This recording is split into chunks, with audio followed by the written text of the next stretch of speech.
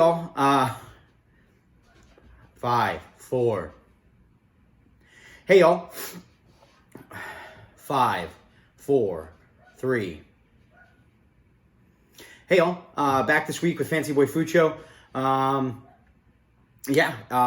definitely starting to show up. Obviously, we're not quite there yet. I think, the first day of fall is at the end of this week.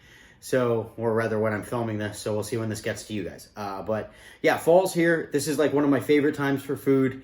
It's great because you still got like watermelon and summer squash and peppers, but you've also got really, really good tomatoes, corn's coming in, pumpkins start to show up, hard squashes. You start to get things like Brussels sprouts, and it gets better, better weather for stews and braises, which are my favorite foods. So that's definitely the vibe I'm having this week. So yeah, let's talk about the stuff I'm really into. First and foremost, cider season's here. I love cider. I drink way too much of it. I'm glad I only drink it for a short amount of time at this time of year because it's pretty it's pretty calorie dense, you know what I mean? 8 fluid ounces is 120 calories. And also, no one needs to be drinking that much sugar on a regular basis. But for a short time out of the year, molded spice cider, ice cold cider on a hot afternoon when it's still nice and sunny out. Cider around a campfire with a splash of rum or whiskey or whatever you like.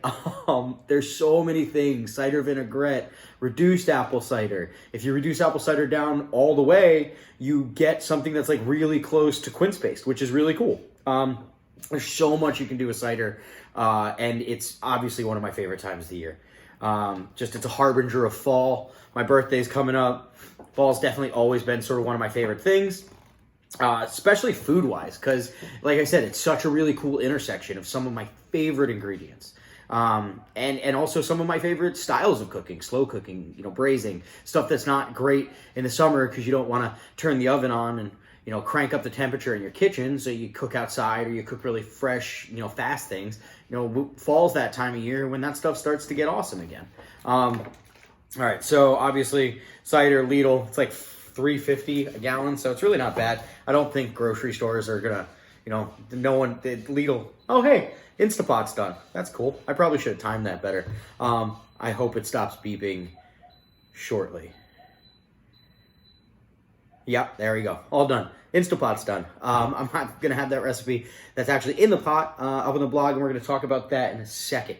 But like I said, apple cider is $3.50 a gallon, and Lidl and Aldi aren't going to be beating any other grocery store on that. You're going to get great local cider no matter where you are from your local grocery store. So buy it wherever you see it. It's absolutely delicious. We'll have some fun cocktails coming up this year and different ways that I like to enjoy apple cider, and I'm going to do a demo of what it looks like when you reduce it down and make that kind of really nice paste that you can use as an accompaniment for cheese boards and charcuterie.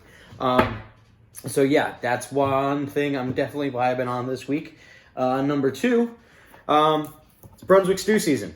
I'm from the north. I was born in Connecticut. I grew up in New England and then the Mid-Atlantic in Pennsylvania. I didn't know what Brunswick Stew was before I moved to Virginia 5 years ago. I'm definitely an adopted son of the South. So one day I was on my way to work and I stopped at a grocery store. I was a cook at a really fun kitchen in the south side of Richmond at the time. And I stopped at a grocery store and I saw a pallet of this stuff. And the can just popped at me because it's bright yellow. It's unapologetically 70s chic. And I thought it was hilarious. So I picked up a can and I brought it to work. And I showed the guys. I was like, hey, check this out. And everyone looked at me like I was crazy. And they're like, you don't have that up there? And I was like, no, this isn't something I've ever seen before. It's something I've heard of, but it's something I've never seen. And I was like, what's it like? And they're like, well, open it up and cook it, man. We've got a stove right there. So I did, and I fell in love with this. I don't do a lot of canned food around the house. I keep some soups around during the winter because it's just quick and easy. And obviously mac and cheese because I have a 10-month-old, and I'm also a pretty big kid myself. But I will always pick up a few cans of this whenever I see it and just keep it in the fridge or keep the pantry because it's absolutely delicious. It's made with real ingredients and it's really tasty. I said that. It's delicious. And it's really, really easy. serve it over some rice. But me eating this, I started to dive into what Brunswick Stew really is. And it was explained to me by the same guys in that kitchen that I was working in, that this is what, and I'm sure if you live in the South, you know what this is, especially if you're in like the Tidewater. Churches have stew sales, firehouses have stew sales. It's just a thing. It's a great way to make, it's a great fundraiser. And moreover, people absolutely love it, and everyone's got their own recipe. So after I fell in love with this, and my wife generously offered me her her grandmother's recipe from her Methodist church in Lynchburg, Virginia. So I've taken that recipe and I've really nailed it down. That's actually what's in the Instant Pot right now. I've changed some things because it's built. I'm going to post the original recipe sometime later this month. I'm still doing 30 days of salad, so I don't have a lot of posting time for things that aren't salad based. But Brunswick Stew is coming, and the recipe is incredible. It's got it's from one of those old, receipt recipe books that, all churches and sort of like 4-H clubs and civic organizations always would publish once a year as another fundraiser. And the recipe must be for like 100 gallons of stew. So scaling that back was a challenge. I got there. It's really tasty. I'm being a chef, I made some adjustments to it because I can't help but mess with what's not broken. But I love Brunswick Stew. It's something I love about my adopted home. I love hearty soups. I grew up eating clam chowder. And then like Maryland crab soup when we lived in Maryland. And I love also regional differences. There's a pretty big debate over where Brunswick Stew was actually, originated. Was it in Brunswick, Georgia, or I think Brunswick, Georgia, or in Brunswick, Virginia? And there's a lot of debate over that. And I'm really looking forward to this fall, spending a lot of time at Brunswick Stew sales and documenting my travels. And then we'll keep refining this Brunswick Stew recipe. I've been working on from my wife and mother-in-law and grandmother-in-law. She obviously passed away a few years ago, and rest in peace. But I love cooking this stew for my wife. I think it makes her happy that I found so much love in a recipe that's been in her family for so long. We actually saw an old Brunswick, wood-fired Brunswick stew pot. It must have been for 50 gallons, sitting in an antique store, and it took me. It took a lot of convincing on my wife's behalf to not have me load it up in the back of my truck and take it home because it was epic. I hope it's still there.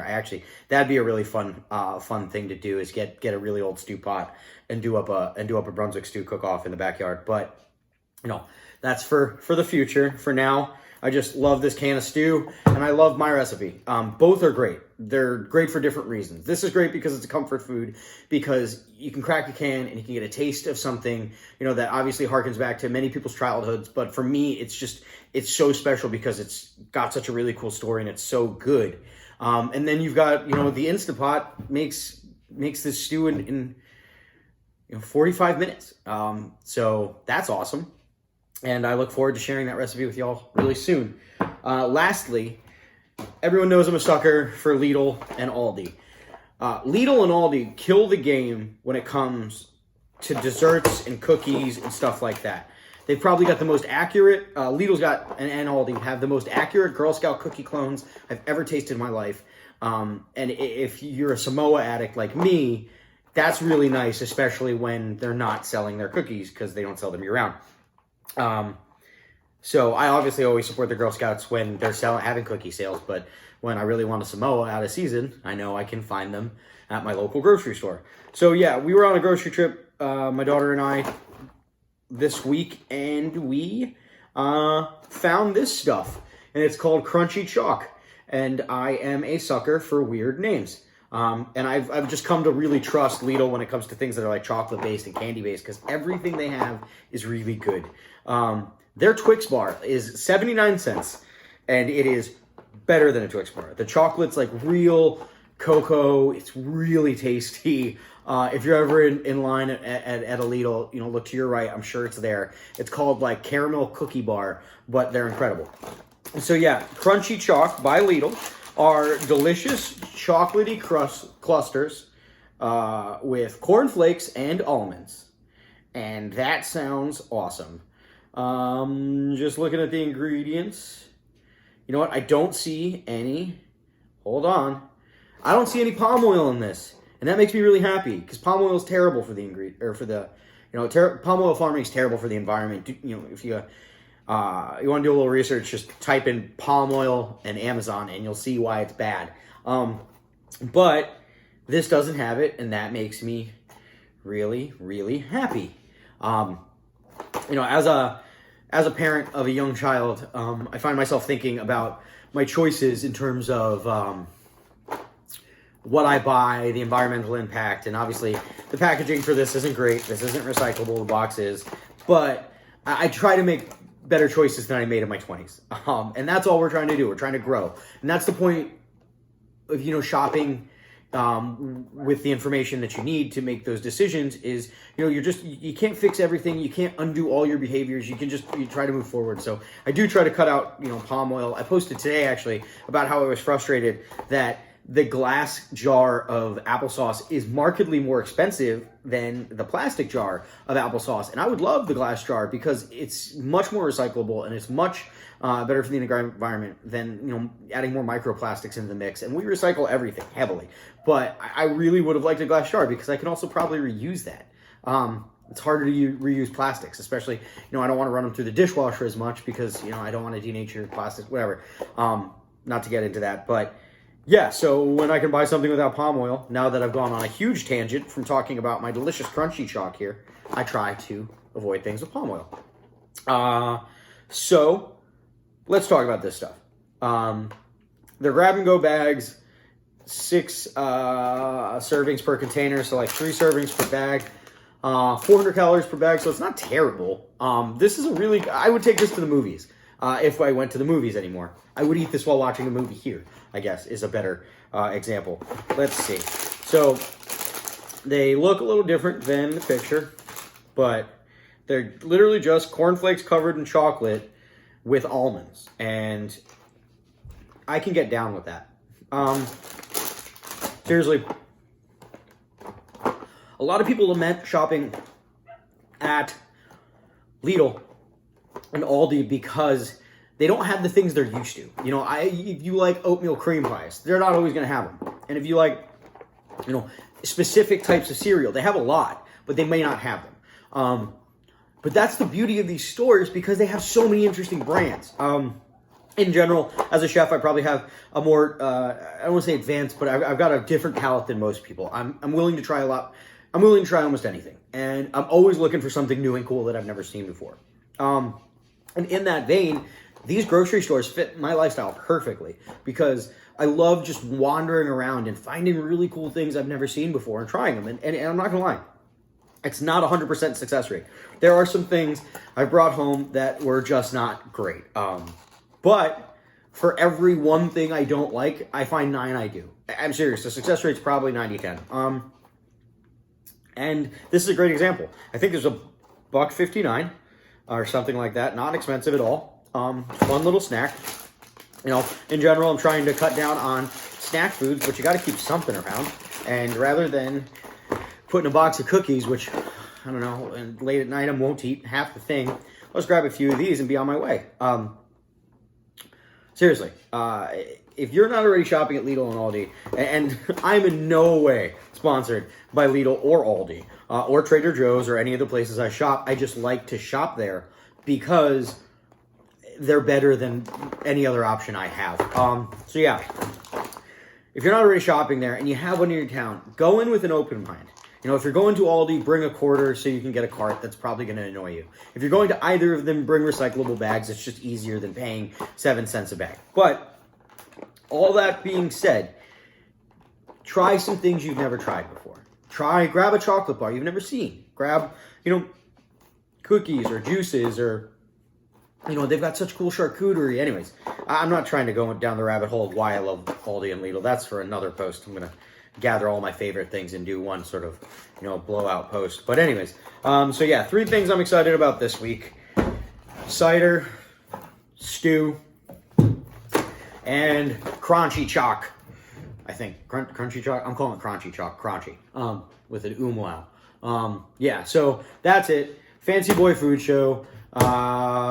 We'll be back next week, and we'll be talking about more stuff we're interested in. You know, goofy stuff I found at the grocery store, things I'm getting good with. I'm planning on posting my first Supermarket Somm post right after I post this post. So if you're seeing this, stay tuned. They're going to be my first Supermarket Somm post, and then we're going to be doing that probably bi-weekly as well. This will remain a weekly show, but I think we'll try to do Supermarket Somm every other week.